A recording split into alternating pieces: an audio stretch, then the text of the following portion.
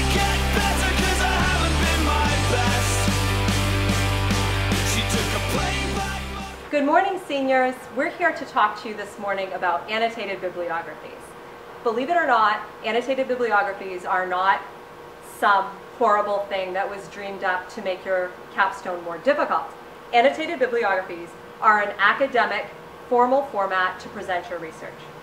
Many of you will encounter annotated bibliographies again in college, where they can be used to document that you have done effective research, to point your audience to other sources that they can use for additional research, or to offer a literature review on a particular topic.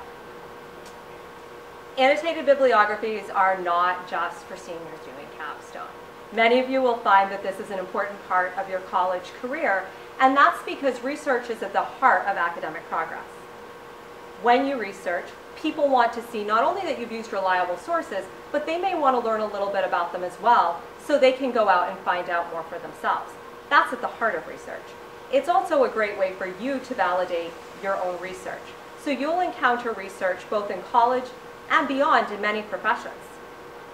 For example, in the fields of science and psychology, before an author even writes their own academic journal entry, they're going to actually research journals that have been written by other experts before they even start. That is the basic starting point for every single research article that's going to be published in an academic journal.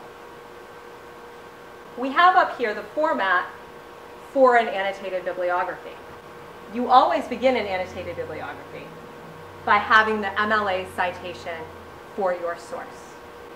Most of you have encountered MLA citations before on research papers. This shouldn't be new. What is new is the annotation part. The annotated bibliography for capstone has three main goals. We're looking for a concise summary of your topic. We are looking for, in your second paragraph, a way to discuss the reliability of your research. And finally, as with all pieces of capstone, we are looking for the application. How might this research help you to actually complete your capstone project? As you look at the different steps in your annotated bibliography, you're probably most comfortable with the summary. We're actually looking for a very brief summary when we do an annotated bibliography. It's not the bulk of your annotated bibliography. The second paragraph, where you assess your research, might sound a little bit daunting. How do I know if a source is reliable? Well, thankfully, you have your capstone handbook. And if you read the questions in the sample, these are exactly the questions you should be asking of all your sources to make sure that you're getting quality research to support you as you do your project. For example, just to take one thing, if it says, who is the author? So you might think, well, I don't know who this author is. You can easily Google them and to see if, for example, they have other printed works that have been in academic journals, or, for example, if you choose to use a documentary, that they are an actual well-known director of documentaries, that they have some sort of credibility in the field in which you are actually researching. Okay, so we'll talk a little bit about the mechanics that you actually need for the capstone portfolio. So this is step 4. You can see that there's a specific heading with your name, your advisor's name, Capstone 2015, the date, as well as, in bold, the title of your project, colon, an annotated bibliography. A common misconception is that an annotated bibliography is just one source. Actually, an annotated bibliography is a set of sources with multiple annotations with your sources that go along with them. So you'll have one heading, stem cell research and annotated bibliography, for example, and you have, from this point on, 10 sources where you'll list the source in MLA format. You're going to list your 3 paragraphs, or write your 3 paragraphs, and then you're going to have your next source. You do not have to repeat this heading for every single one of your annotations. I would say the third paragraph is probably the most important for you for the progress of your capstone project. If you do a really good job on this third paragraph, you're actually going to have a really easy time, for example, creating your trifold. If you fill this third paragraph with quotes from your articles, with quotes from personal interviews, or descriptions of scenes from documentaries, you'll actually be able to create, you'll have right there things that you're automatically going to put on your trifold poster or in your presentation itself if you do a PowerPoint, for example. So for your capstone, you're actually going to have to complete 15 annotations as part of your annotated bibliography. The first 5 are going to be due in September.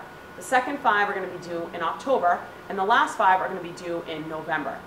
Just keep in mind that in September, your research is a lot more general. You're starting to just lightly dig into your topic.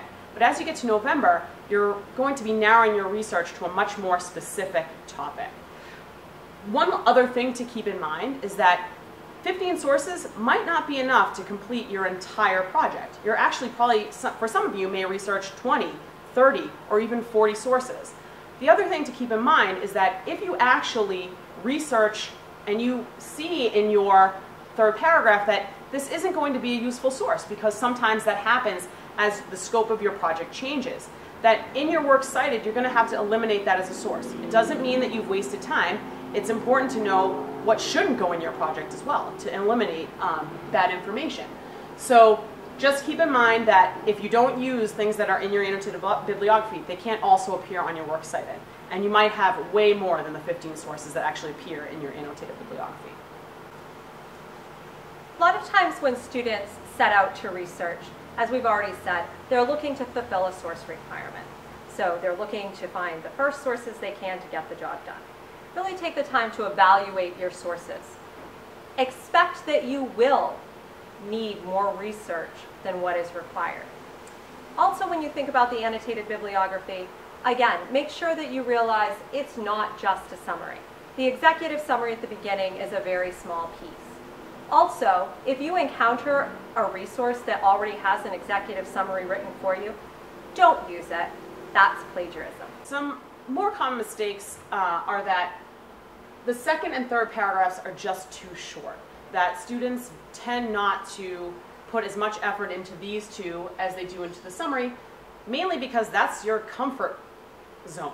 So you know how to summarize, but critiquing and then how are you going to use it might be two things that you're not used to doing. And so what you need to make sure that you do is really look at and critically look at and answer these questions that are here in paragraph 2, as well as make sure that you have direct quotes for paragraph 3. The other mistake that students make is treating the annotated bibliographies like just a step in the process that they have to check off.